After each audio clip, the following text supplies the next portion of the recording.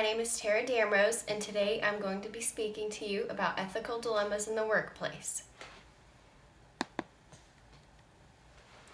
I'm going to provide you with a three-step approach to dealing with dilemmas in the workplace that deal with ethics. The first step is identifying the ethical dilemma, basically assessing the situation, seeing what you're dealing with, and then we go to step two, which is evaluating the alternatives, basically going through possibly even 100 or a dozen or so alternatives to dealing with the ethical dilemma. And then the third step is making the ultimate final decision. I'm going to start off with a scenario just so you get a basic feel for what an ethical dilemma looks like in the workplace. I am an accounting major, and so one day I am going to be an accountant, so I decided to tailor my example towards accounting.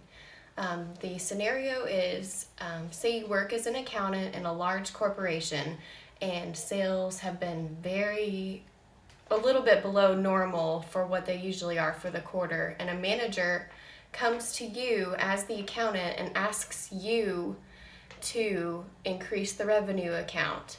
Well, it just doesn't sit right with you. And going back to your training as an accountant, you know that it is unethical and illegal to misrepresent the revenue account. So you go through the three-step approach that I'm about to tell you about. The first step that I've already told you about is called identifying the dilemma. It can be particularly difficult to figure out how to deal with an ethical dilemma in your workplace. Something about how your organization, or in the example, how your manager is doing business, sits with you in the wrong way, it bothers you, you know that it's unethical. But how do you raise the issue? How do you, go about blowing the whistle on the ethical dilemma without losing your job, alienating yourself from your coworkers, or, forcing yourself to quit because you don't like how the corporation deals with ethics. So by identifying the dilemma, it's normal. It's normal to feel nervous when you first discover it, but the important thing is that you think clearly and don't do anything irrational because you're stressed. At some point, everyone, every manager, every financial officer, every marketing professional is going to have to go through either a complex or a not so complex ethical issue. It comes with the territory in the business field, and recognizing that everyone goes through ethical dilemmas reduces the stress of the situation and can limit you. And recognizing that everyone goes through ethical dilemmas could reduce your stress and help you think clearly in getting through the ethical dilemma.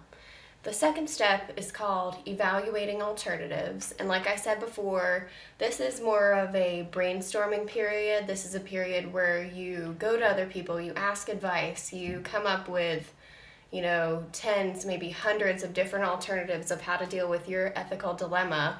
And then that way you're able to make a decision, which is the third step. But to go into more detail of the second step, you want to ask advice. You want to treat the ethical dilemma like you would any other business decision. You want to remain calm, you want to remain professional, and you want to present the business ethical dilemma with evidence in a professional manner.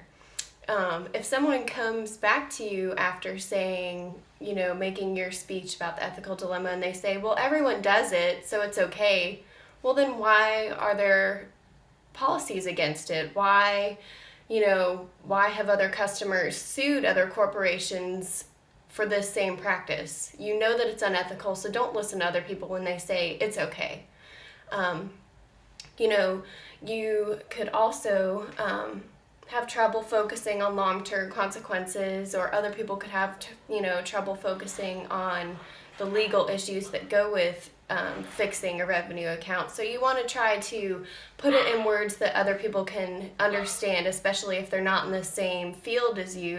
When I'm talking to someone from marketing, I probably won't use accounting jargon because that will create a barrier in the communication between the two of us. So you want to go ahead and try to make your thoughts as organized and as clear and plain as possible so that you don't look like the guilty party. And how you frame a problem really makes a difference. So you don't want to dramatize it. You don't want to make the manager look like a horrible person. You just want to show that you're concerned with the practice. So I'm going to give you a couple of possible alternatives to the scenario of the manager asking you to increase the revenue account. You could do as your manager says and accept the possible legal consequences. You could, be dishonest. You might not get caught every time, but, you do have to live with yourself, and eventually, you can't do unethical things for long periods of time because you almost always get caught. Another alternative is calling your manager's manager, calling another manager, calling an unbiased party, calling the authorities or a hotline to report the incident. But you're also risking being alienated from work, or this could be a good alternative for you if you work in a large corporation. But if you work in a small corporation, sometimes they're not going to have hotlines. They're not going to have other managers you can call. It might be your owner that's asking you to do the unethical thing. So maybe you want to ask your friend for advice, ask someone outside of the field, or maybe just go with another alternative and talk to your manager. Tell them you're uncomfortable. That leads into the third choice of basically just going up to your manager and saying, let's not increase the revenue account. Let's see if there are other options about going, fixing sales to where you don't have to do it unethically, but we can find ways to increase sales so they don't have to be low next quarter, or we can, do things that aren't illegal, essentially. And this goes into the third step, which is making your final decision. Your final decision could affect many people. It could affect your whole company. It could affect the stockholders. It could affect you, your family, or it could affect going down to, if you work at a small company and it's privately held, it could affect you and just the manager. It could affect your relationship. It doesn't have to affect a lot of people for it to be an ethical issue, and it doesn't have to affect a lot of people for you to have a hard time making the decision. So when you go through to finally making your decision, you need to think that, there are risks involved with blowing the whistle. There are risks involved with not blowing the whistle. And other dilemmas could potentially have you wanting to quit or be fired from your job. So just try to eliminate emotions when making your ultimate decision and try to get down to brass tacks, keeping your facts straight and having evidence to back you up, because you don't want the tables turned on you. So in the scenario that I gave you, I think that the best decision in that scenario would be to talk to your manager and to see if there are other things you could do rather than doing something illegal to by fixing the revenue account to seem like you had more sales than you actually did. So sitting down with the manager, communicating is so very important in the business world.